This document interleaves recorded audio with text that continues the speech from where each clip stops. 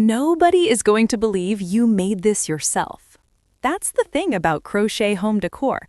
When it's done right, it looks so clean, so polished, so put together that people just assume you bought it somewhere.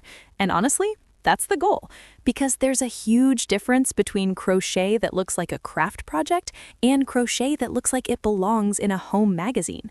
Today, I'm going to show you exactly how to get to that second level. I've seen so many people pour hours into a crochet project and then feel kind of disappointed when it's done. Not because the work was bad, but because something just felt off. The colors were a little too much, or the yarn was the wrong texture, or the whole thing looked a little too handmade in a way that felt more like a school fair than a home store. If that's ever happened to you, this video is going to change how you think about making things for your home. Let's talk about the real problem first, because I think it's worth naming it clearly. Most crochet decor that doesn't look store-bought isn't failing because of skill, it's failing because of choices. The choices you make before you even pick up your hook, the yarn, the color palette, the pattern style, those things decide almost everything about how your finished piece is going to look. You could be an incredible crocheter and still end up with something that feels a little off if the foundation isn't right. And on the flip side, someone who just learned to crochet can make something that looks absolutely stunning if they make the right choices from the start. So let's get into it, starting with yarn, because this is honestly where most people go wrong without even realizing it. The yarn you pick is doing more work than you think. When you walk into a home store and you see a crochet-style basket or a woven throw, the first thing you notice, even if you don't consciously notice it, is the texture. It looks intentional. It looks substantial. It doesn't look fluffy or super stretchy or like it's going to pill after one wash. That's because stores source yarns and materials that are specifically chosen to look good as decor. When you're shopping for yarn for a home project, you want to be thinking about the same thing. Cotton and cotton blends are your best friend for home decor. They hold their shape, they look clean, they photograph well, and they have that kind of understated, natural look that feels really current right now. Jute and raffia-style yarns are having a huge moment too.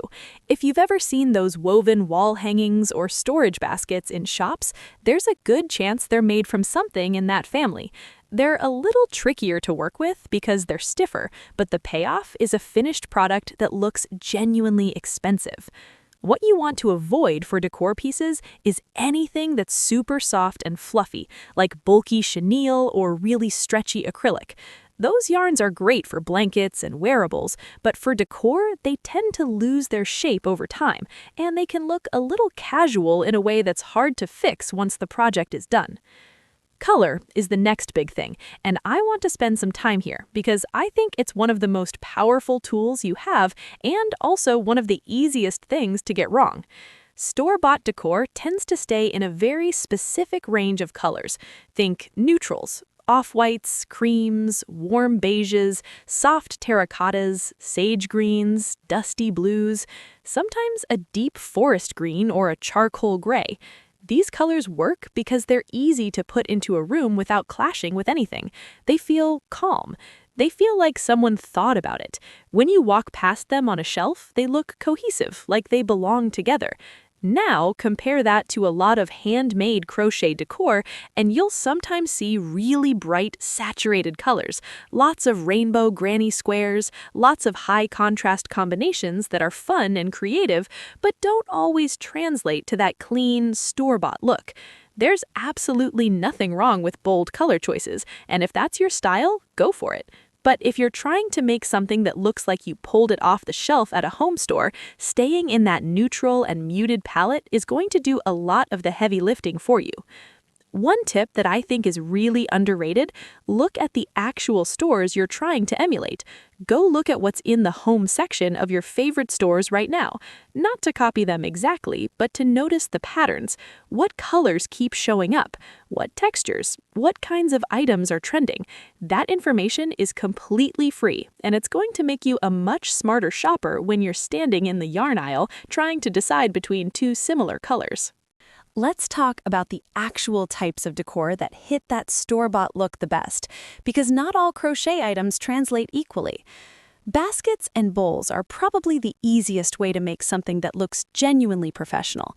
When you use a chunky cotton or a rope-style yarn and work in a continuous spiral with a tight tension, the result is something that looks structured, intentional, and really clean. These are the kinds of pieces that people pick up, look at the bottom for a price tag, and then find out you made it yourself. The secret is keeping your tension really consistent. Any looseness or unevenness in the stitches is going to show, especially in a structured piece. If you're someone who tends to crochet loosely, try going down a hook size from what the yarn recommends. It makes a bigger difference than you'd expect. Wall hangings are another big one. The boho wall hanging trend has been around for a while, but it's genuinely not going anywhere. And when done in the right colors and the right textures, a crochet wall hanging can look like something you'd pay $60 or $70 for in a boutique. What makes them look expensive is simplicity. A lot of people want to pack in every stitch and technique they know, and the result can look really busy. The ones that look store-bought usually have clean lines, some negative space, and a consistent visual theme. Fringe done neatly, stitches that flow in one direction, a color palette that's 1 or 2 tones at most. Coasters, table runners, and placemats are also really strong options. These are items where people expect to see craftsmanship, so your handmade version doesn't have to fight against the assumption that it was machine-made. The trick here is finishing. We'll get to that in a second. But if your ends are woven in properly and the piece lays flat and the edges are clean, these items look genuinely beautiful on a table. Now, let's talk about finishing, and I want to say this clearly. Finishing is where the store-bought look is won or lost.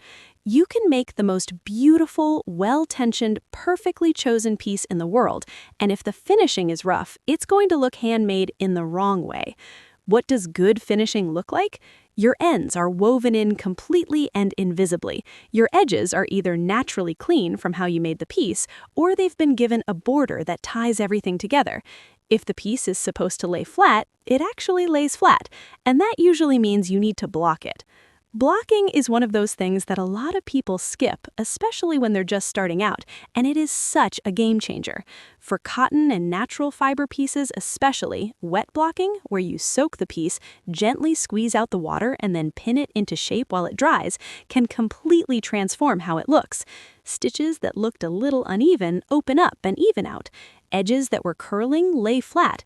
The whole piece just settles into itself in a way that looks intentional and polished.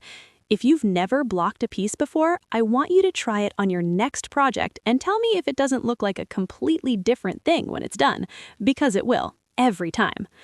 One more thing I want to touch on, and it's something that doesn't get talked about enough: presentation and placement. Even the most beautiful piece can get lost if it's not presented well. The home stores you admire aren't just selling products, they're selling a feeling. The way something is displayed, the context it's placed in, the things it sits next to, all of that shapes how it looks. If you're making crochet decor for your own home, think about where it's going and what's around it. A cream crochet basket next to a wooden tray and a small plant is going to look intentional and styled. The same basket shoved in a corner surrounded by random stuff is going to fade into the background. And if you're making pieces to sell or just to photograph for social media, take your time with the styling. Natural light, simple backgrounds, clean surfaces. A couple of complementary props that don't fight for attention. The photo matters almost